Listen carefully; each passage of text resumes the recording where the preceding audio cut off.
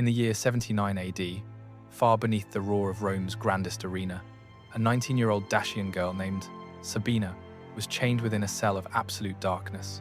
Overhead, the voices of 50,000 Romans thundered in a celebratory frenzy, hailing the gladiator who had just slain her brothers.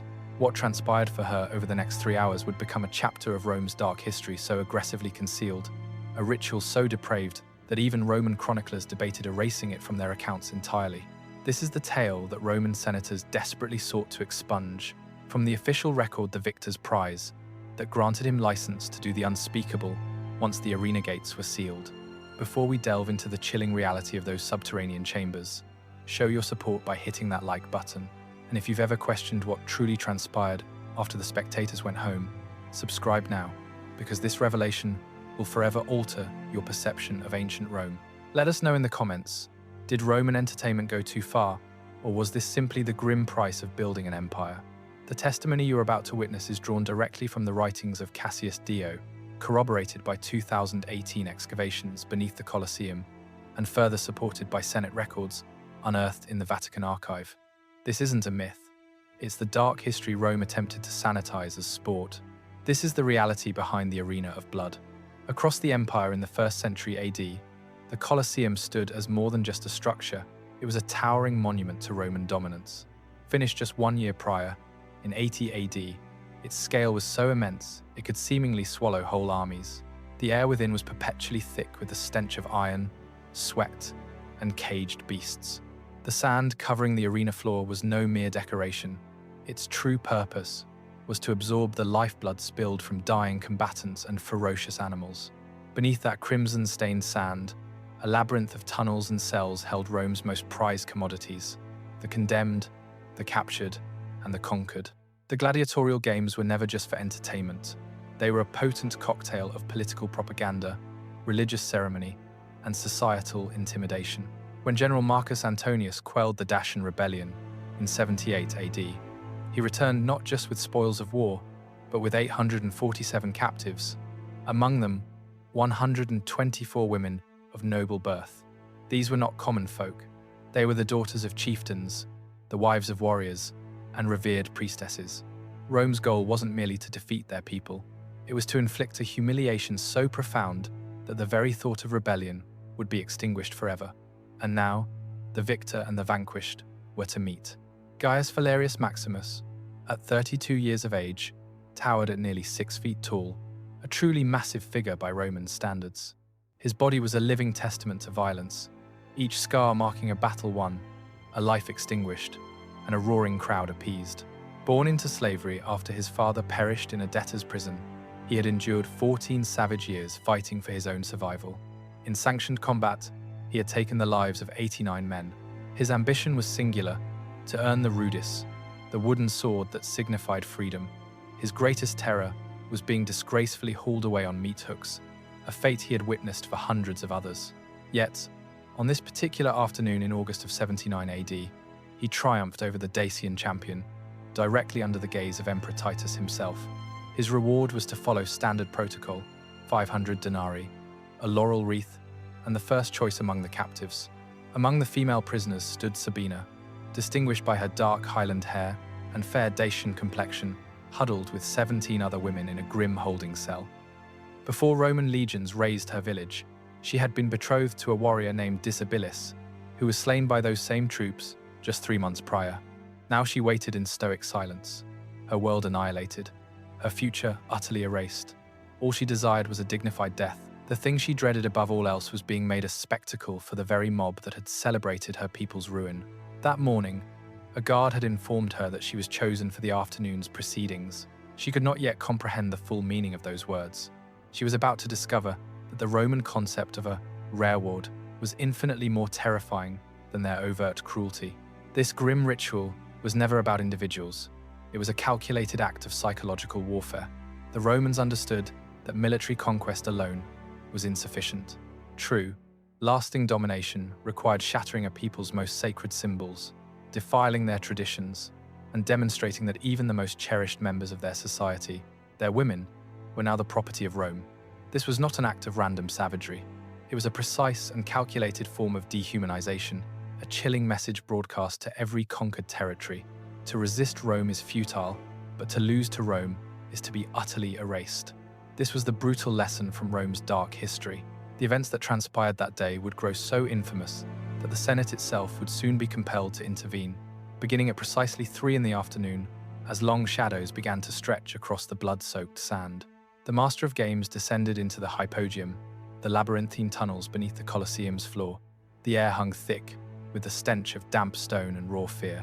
He presented Gaius Valerius Maximus with a bronze tablet, its surface etched with the list of available spoils.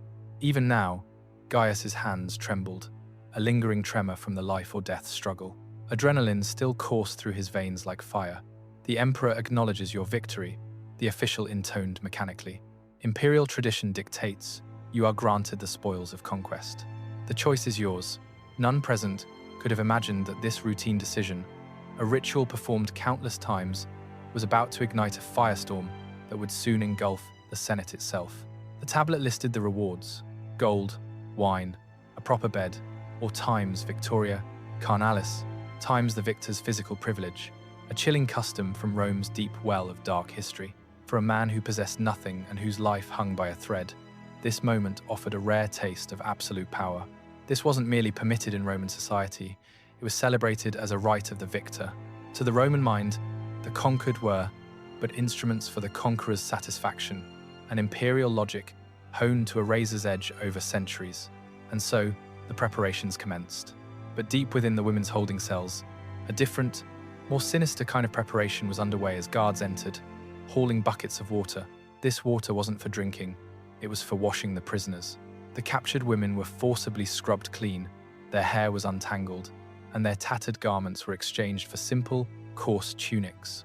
Sabina watched silently as the attendants moved methodically from one captive to the next, inspecting each one and noting details on wax tablets. An elderly woman, a priestess named Zalmoxis, who once served the Dion Sun Temple, gave voice to the terrifying truth they all felt in their bones. "They are preparing us," she whispered, either for the spectacle in the arena or for what follows. The grim preparations concluded swiftly, but elsewhere in the Colosseum, something far more depraved was being arranged, an event that would transform a standard act of imperial cruelty into a scandal that historians would analyze for centuries to come.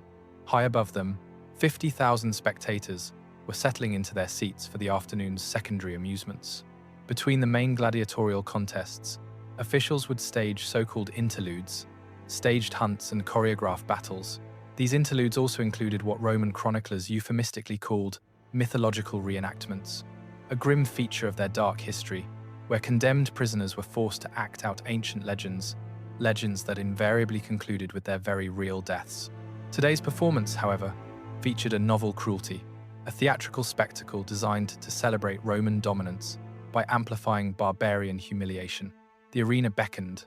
20 Dacian women were hoisted to the surface on the complex system of underground elevators, an engineering marvel designed to make animals, gladiators, and scenery burst forth from hidden trapdoors. Sabina emerged into the blinding sunlight and a deafening wall of sound. The roar from the crowd struck her like a physical force. The air was a chaotic mix of scents, roasting meats from the vendors, overpowering perfumes wafting from the patrician seats, and under it all, the coppery tang of old blood baking into the hot sand. What should have been a simple execution had been twisted into a meticulously crafted ritual of degradation. The women were arranged in a line as a herald proclaimed their alleged crimes: rebellion, aiding the enemy, and blasphemy against the Roman gods. Then, the true nature of the spectacle was revealed. They were to fight each other in pairs, armed only with wooden swords. They were clad in tattered rags, a costume designed for maximum mockery. The victors would be claimed by Rome's champions. The losers would be put to death. If this level of systemic cruelty reveals a shocking side of ancient Rome, be sure to hit that like button, because the events that followed prove this wasn't random cruelty. It was imperial policy, another grim page in Rome's dark history. Wooden swords were distributed. Sabina clutched hers, the coarse grain of the wood digging into her palm. Standing opposite her was Camacicus, Diabolus's own sister, the very woman who had taught Livia to weave and had sung at her betrothal feast. Their gazes met and held. The crowd bayed for violence. The Master of Games raised his hand, then let it fall. Yet, Neither woman moved a muscle. The roar of the crowd began to curdle, excitement souring into confusion, and then into pure rage. "Fight!" the mob shrieked. "Cowards! Barbarians!" A shower of refuse began to rain down upon them: olive pits, scraps of food, anything the spectators could lay their hands on.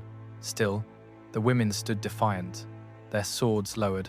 It was the last form of resistance available to them: simple refusal. For a full 90 seconds, the most powerful empire on the planet was held in check, publicly defied by two women armed with nothing but their will. Then, the guards charged in, and the staged drama erupted into brutal, chaotic violence. Kamasikas was struck from behind with the flat of a blade, crumpling to the sand. The crowd roared its approval. Sabina cried out and ran to her side, the wooden sword falling unheeded from her grasp.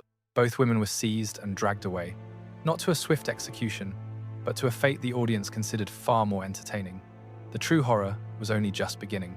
Deep beneath the arena, in the hypogeum, the relentless machine of Roman exploitation churned on. A clerk meticulously noted in the ledger 20 female captives, all of Dacian descent, processed for their post-victory allocation. The next entry was chillingly brief: 2 who resisted, transferred to private chambers for the exclusive use of the champions.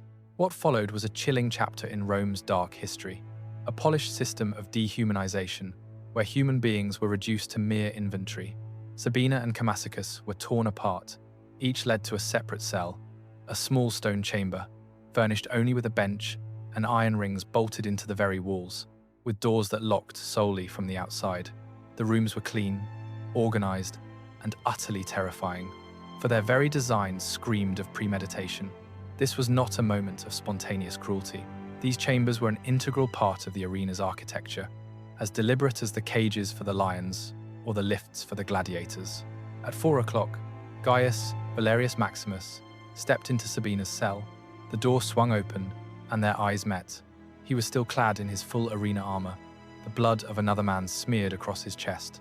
She was trapped against the far wall, exhausted and defenseless.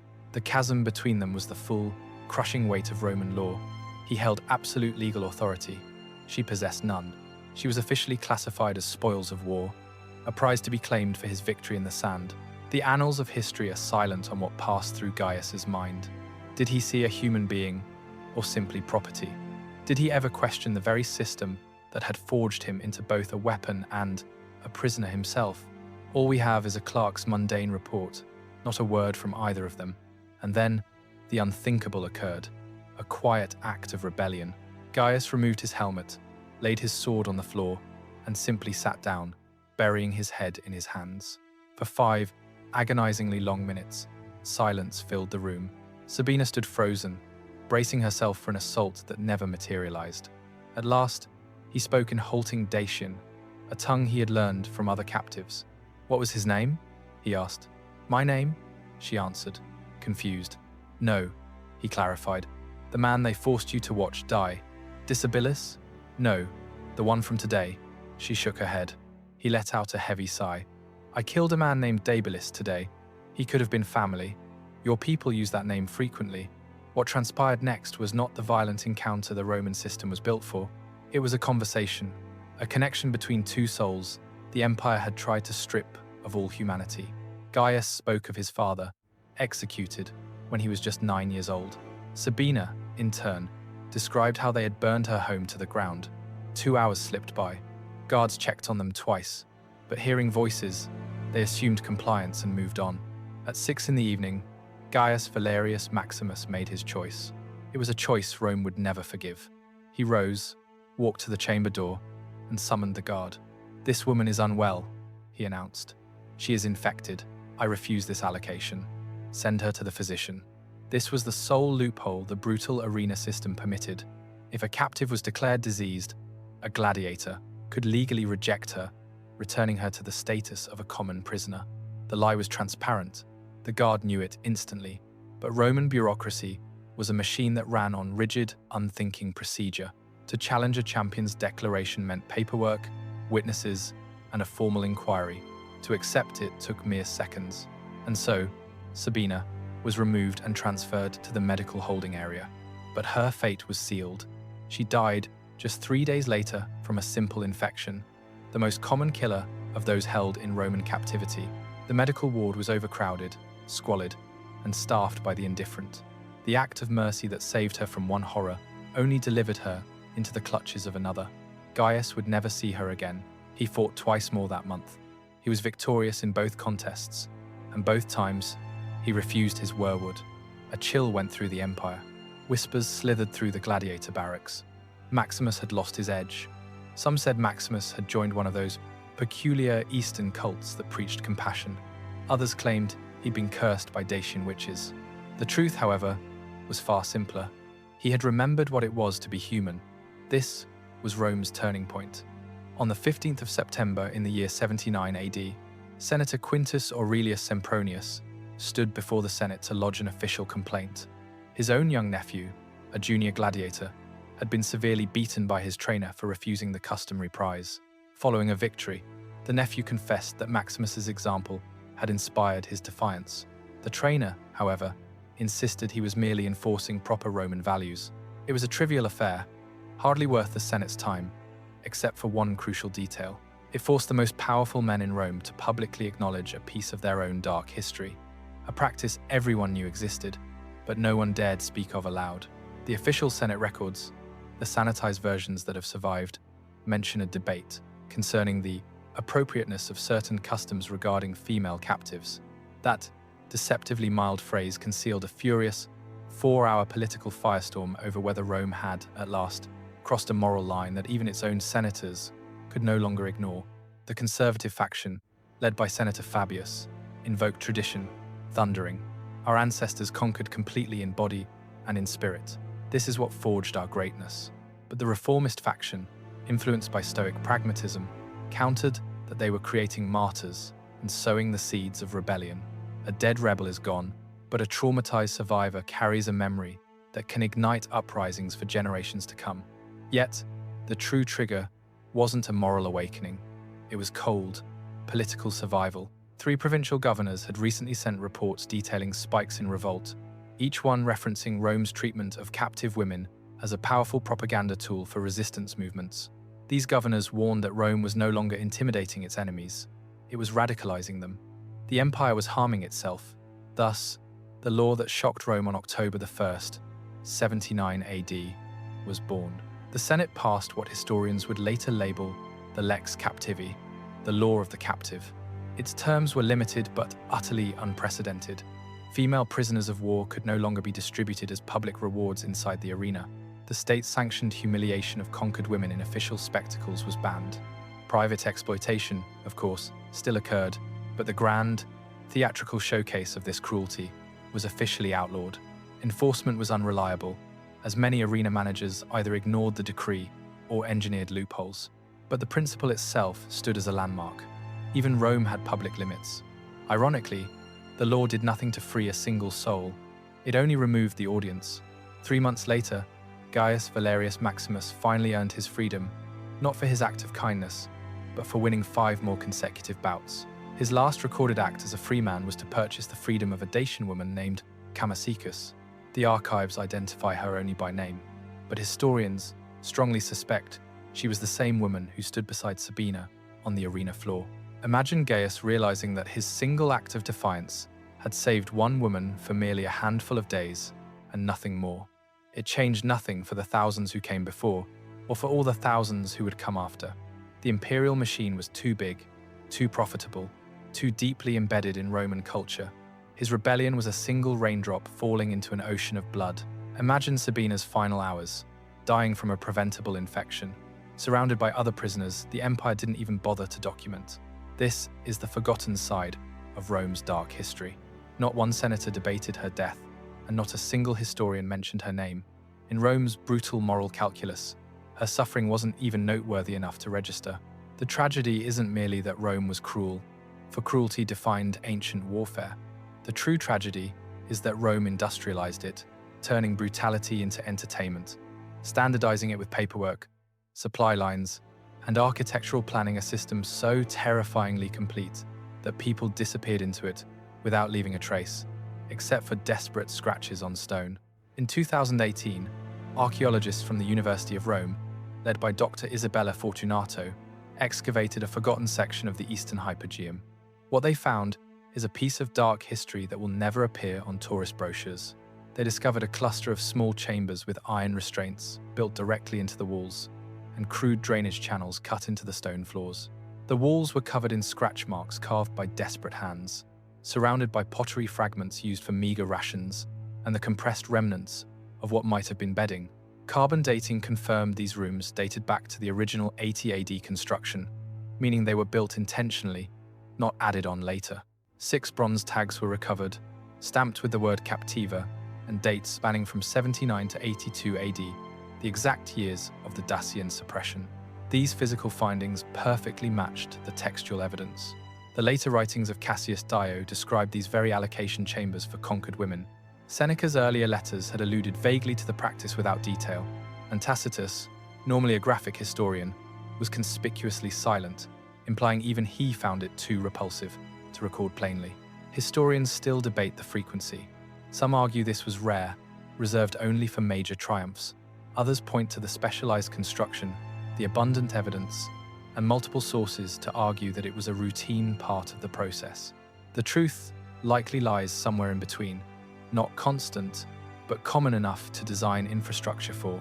The Romans treated gladiators like ancient celebrities, but with a deeply disturbing twist. Elite women would bribe guards for private meetings with them. Engraved lamps and wall paintings depict gladiators posing naked with their weapons. Their sweat and blood were collected and sold as aphrodisiacs. Some women even drank it as a supposed fertility cure. This is the great contradiction of Rome's dark history. The same society that worshipped these men also fed them into a machine of death and rewarded them with other human beings. Historical accounts describe sordid nocturnal entertainments following the major games, where wealthy patrons could mingle with the champion gladiators and the slaves they had won. Women seized in conquest were displayed like trophies, at times compelled to act out myths of gods like Jupiter or Mars, before ultimately being handed out as prizes. Captives were made to disrobe during triumphal processions. Victims were bound to stakes to mimic mythological scenes before their final moments, and conquered queens were publicly shamed before being given to victorious generals. None of this was by chance. It was a calculated declaration to the world. Rome possessed your past, your present, and your future. Even the gladiatorial games were not mere sports. They were part of the munera, sacred obligations owed to the populace. The patrons who sponsored these games were incentivized to amplify the spectacle, turning the degradation of captives into a key attraction. This grim facet of Rome's dark history led the 19th century historian Theodore Mommsen to label it the empire's most efficient machine of dehumanization. His meaning was clear. Rome didn't merely subjugate bodies, it systematically dismantled identity, memory, and meaning. That we continue to debate these events today is a testament to how profoundly deep the scars run. The year 2000 film, Gladiator, only dared to whisper of this reality, alluding to it merely in the shadows.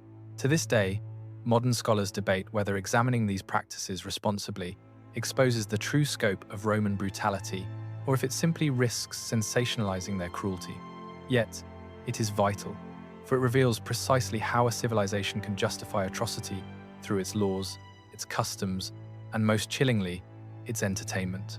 Rome was hardly the sole empire capable of horrifying deeds, but it perfected the art of normalizing them, mastering the alchemy of turning violence into ritual and transforming screams of agony into a crowd-pleasing spectacle. The more profound truth is this: the true line, separating civilization from barbarism, has never been drawn by marble temples, paved roads, or triumphant arches, but rather by how a society treats its most powerless members. Rome engineered aqueducts that have endured for 2 millennia, yet simultaneously, it constructed chambers deep beneath its stadiums, where human beings were exploited with the same casual indifference as props in a theatrical performance. Its genius and its moral vacuum coexisted, side by side, without contradiction. This also exposes how power corrupts everyone it touches. Gaius was simultaneously a victim and a tool, enslaved, controlled, and compelled to take lives simply to survive, yet he was granted authority over someone even more defenseless. The system itself twisted ordinary individuals into instruments of cruelty, converting human suffering into a form of public entertainment when it should have inspired empathy rather than applause. This serves as a stark warning about the danger of using tradition as a moral shield. It is the way of our ancestors, became Rome's default answer to every ethical dilemma, until custom supplanted compassion and atrocity became routine. It forces us to ask questions we still grapple with today. What other chapters of dark history lie buried beneath the monuments we so admire? How many of our modern tourist attractions are built upon layers of forgotten misery? At what point does confronting the past become a necessity? And when does it veer into exploitation? Consider Sabina's final moments, succumbing to infection in a cramped cell beneath the most magnificent structure of her era. Could she have wondered if anyone would ever remember her name? Could she have possibly imagined that 2,000 years later, archaeologists would unearth her tag and speak her name aloud once more? The lessons from this dark history remind us that progress is never guaranteed, that civilizations collapse morally long before their stones crumble, and that every generation faces a choice between empathy and efficiency. Rome chose spectacle. Its cost was measured in countless erased lives, but the lesson endures within the ruins beneath the arena floor. And so, a gladiator's victory became a license for cruelty, and a routine reward became one of Rome's most meticulously buried scandals. Hundreds of Dacian captives vanished into the cold anonymity of bureaucratic lists. Yet one young woman named Sabina was remembered only because a single fighter made an extraordinary choice, a choice that ultimately changed nothing, except to prove that a flicker of humanity could still exist even within Rome's darkest machinery. If this story has unsettled you, be sure to subscribe, because uncomfortable truths are infinitely more valuable than comforting myths. Let us know in the comments what disturbed you the most: the calculated, systemic nature of the exploitation, or Rome's chilling efficiency in making it all seem routine. Always remember, the most chilling parts of our dark history are often concealed beneath civilization's most celebrated monuments. The blood that stained the sand was not always from combat. Sometimes, it was the blood of innocence transformed into spectacle, a product of power without restraint, born from the moments when humanity chose to look away while cruelty was met with thunderous applause.